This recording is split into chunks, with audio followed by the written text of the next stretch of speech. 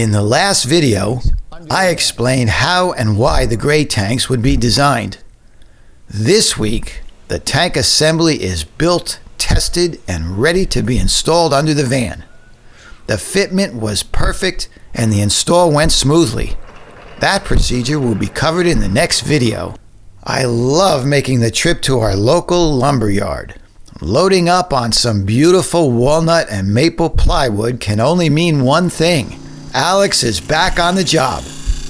To get started, he finished trimming out the garage drawers. This is a utility area that will take a beating in day-to-day use. The objective here is to maximize storage space and provide easy access to everything at all times. The water side of things. This is the water bridge. It's encompassing the wheel well. I made very good use of the space around the wheel well back here in the back of the van. We've got a nice hard solid plywood board here that we're going to use to mount valves and pipes and things, hoses.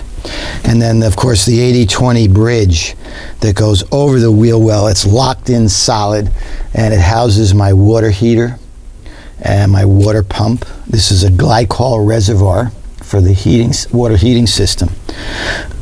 Right now, everything is just sitting in place. I'm testing, I'm making sure that the layouts are optimized. The plan is the water tank is here.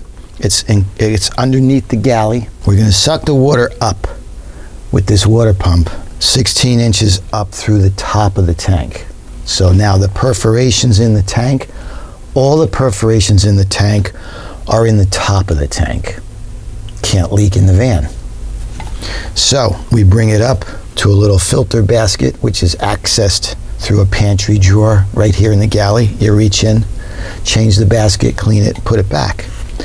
When that water leaves the pump, what I'm using is a series of manifolds. My manifold, that's where this water is going to get pumped through. Now it's not going to sit here right on the end of the pump. I'm just showing you here for demonstration purposes. The pump is actually going to have soft tubing coming off each side along with a rubberized plywood mount, rubberized feet on the pump. So what we're doing here is minimizing vibration.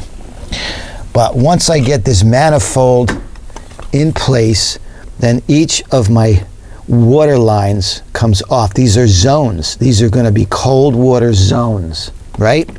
And each of these cold water zones, or every zone for that matter, is going to have a shutoff valve. So you can isolate individual zones. If you had a failure, for instance, the cold water line to the shower popped a leak, well, just turn that off and continue living your life in the van till you can get it fixed. One small catastrophe is not going to disable the whole system. So I've got a manifold for the cold water system. I'll have another one coming off the hot water system. Same thing, always shut-off valves to isolate each zone.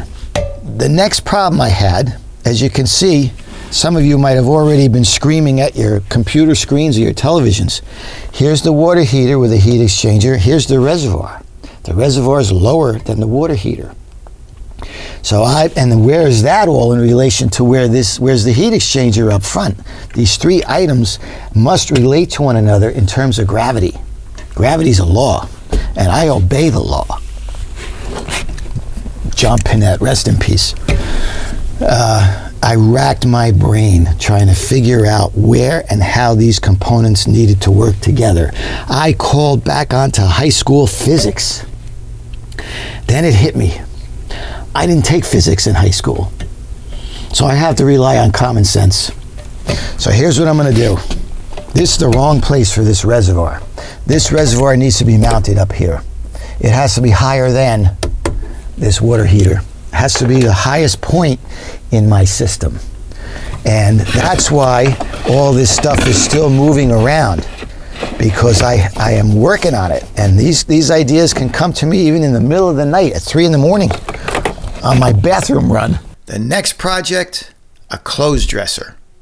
This 3-drawer dresser will sit under the bed at the end of the galley aisle. We laid the floor and also finalized the marking of the freshwater tank for drilling.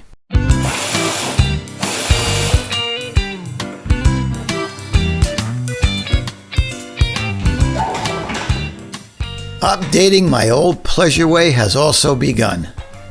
I'm going to streamline the visuals, add lithium batteries, and replace all the appliances. And to that end, I removed all evidence of propane.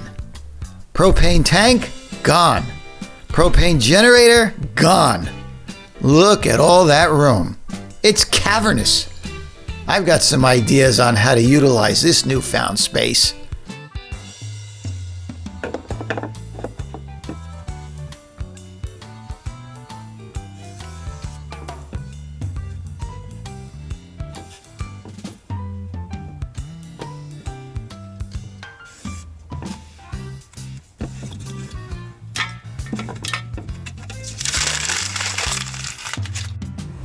I spent the better part of yesterday working on this system and trying to get it laid out in a respectable manner where it's easy to work with, easy to maintain all my cold lines once I come off of my water pump supply.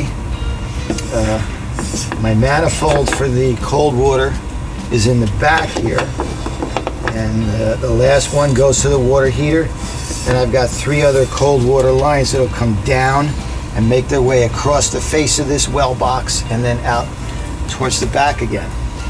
The reason for this, obviously I need everything to be parallel, nice and neat, but what I had to also do is I had to start to think about where I was putting my valves, making sure that all my valves were going to be easy to work with. We can't have any fumbling. Everything about this van has got to be easy, no cursing.